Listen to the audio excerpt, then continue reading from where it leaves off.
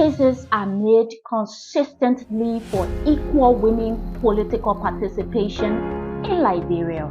Enriching the capacities of passionate women is something that should be advocated for equally.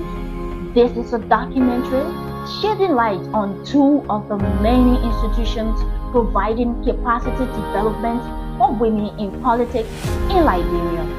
Neighbored Partners for Democratic Development, through its Young Political Leadership to Africa, YPLS Africa, is one of those institutions taking on the initiative to build the capacity of these women.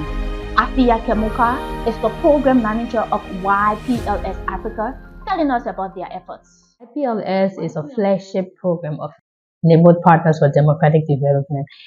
So this program was funded in 2016, and by then I was still in high school. The training is centered around leadership, elections, and governance. YPLS contributes to the formation of a new generation of character-driven leaders, leaders that are socially active, politically active, right? Leaders that will be able to respond to the interest of justice.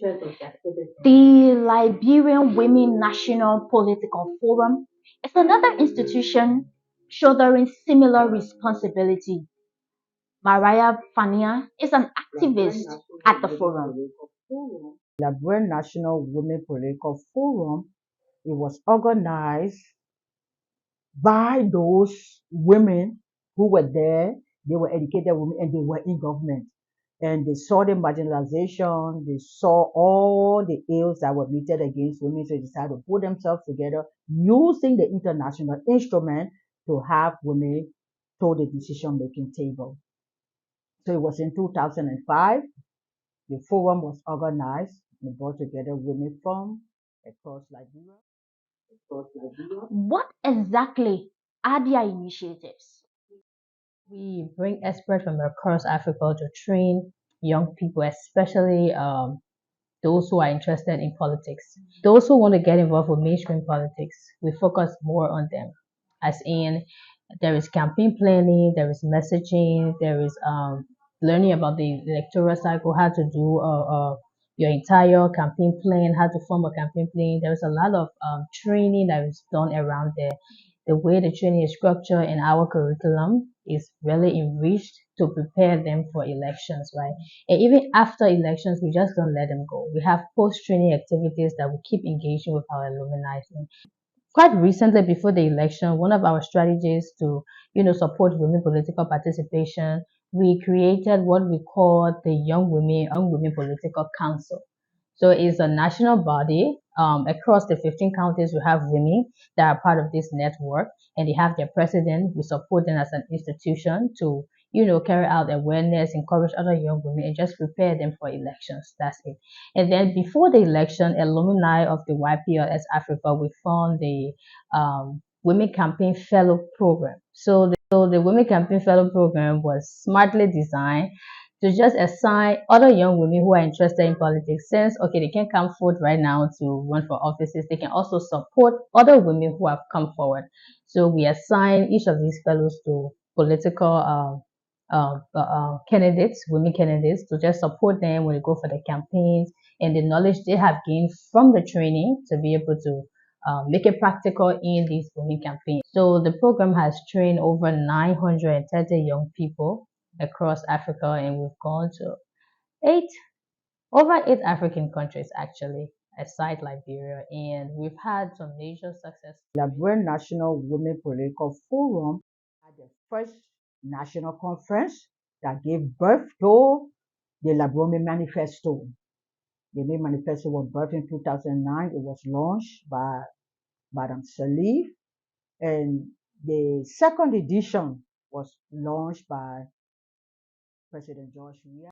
But it is obvious that there are a number of obstacles these institutions will encounter as they endeavor to build the capacities of political women for equal women's political participation and representation.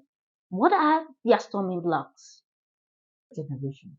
But Our challenge now is to make sure that the youth are educated. The youth know what all the laws are. The youth know what to do. Because at the end of the day, the mantle passes on to them and they will know how to work along with their own peers.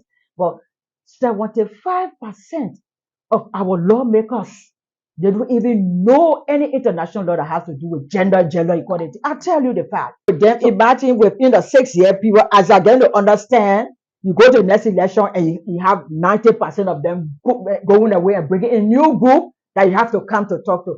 That's one of the challenges. Right? So my fear is other people still occupying some spaces and not giving chance for younger people to take over. However, it's not just the fact that we want young people to just clear the old people out of the space, because mentorship is so important. Young people got to be mentored, because when they take on leadership role, they just don't represent only young people.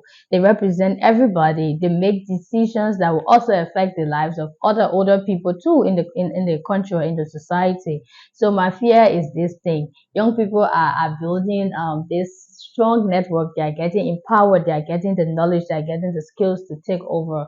Will the older generation give them chance to come to the scene, or are they going to stay there and just seize power forever? How is institutional support essential for the capacity building of women for equal women's political representation and participation?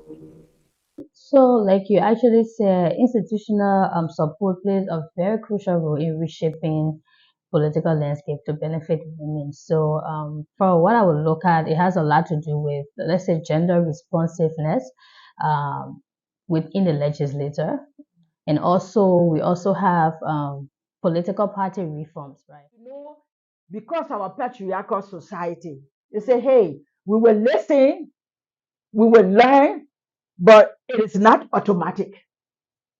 So in all situations over the world, even for women to be granted suffrage, it was not automatic. It was a gradual process.